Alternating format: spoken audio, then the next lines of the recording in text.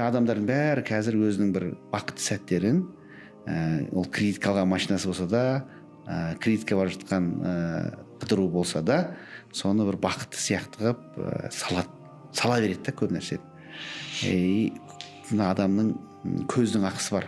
Ал күндіз түні инстаграмда отырған адам ол өзінің жағдайы онымен салыстырған төмен болып тұр ғой. Сөйтеді да күйеуін кінәлай бастайды. Неге таппайды, неге ол жағдайым жасамайды, неге аналар сияқты мен елдердің әйелдер сияқты қыдырып жүрмеймін деп өзінің басындағы бақытты көре алмай қалады. Өзінің басындағы бақыт. Мен ылғи айтамын, бақыт деймін, ол жоқ нәрсеге қол жеткізгенде емес деймін. Бар нәрсені бағалаған кезде. Бағалайтын нәрсең болса болды. Көп қой бағалайтын нәрсеміз біздің. Сол шүкіршілік, байлыққа әкелетін де қанағат, шүкіршілік.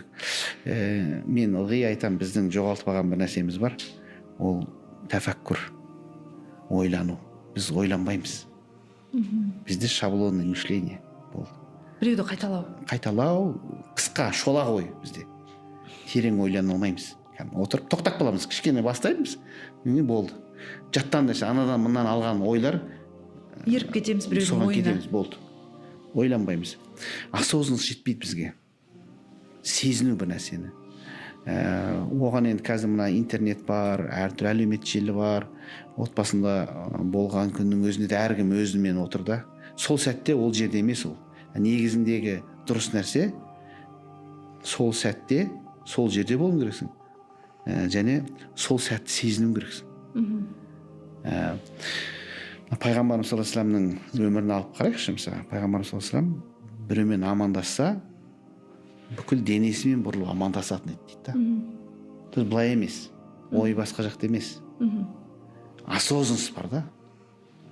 Сезіну. Сол сәтте сол жерде болу.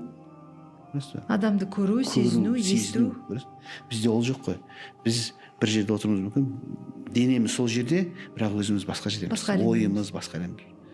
Mesela Пайғамбарымыз саллаллаху алейхи вассалам әртүрлі жағдайда көп дұға жасаған. Мысалы киім киген кезде дұға жасаған, үйден шыққан кезде дұға жасаған, дәрет алған кезде дұға жасаған, жатар кезде дұға жасаған. Дұғалар да көп.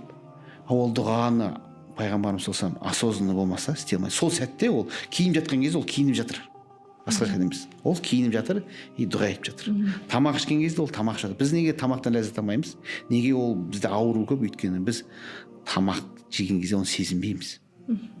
Кәдімгі сүйсініп жей алмаймыз. Өйткені ойымыз басқа жақта. И қадірін білмейміз, дәмін сезбейміз, көресіз. Ол бізге шипа болмайды ол тамақ. Сондықтан бізге қазір сол не керек? Осознанность керек. Сезіну, сол нығметті, сол жағдайды, сол уақытты бір-бірімізді түсіну.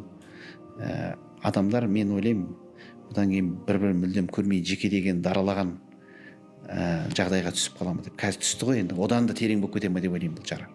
Бүгінгі таңда көптеген аурулардың да себебі сол. Адамдардың көптің ішінде жалғыз қалу ғой.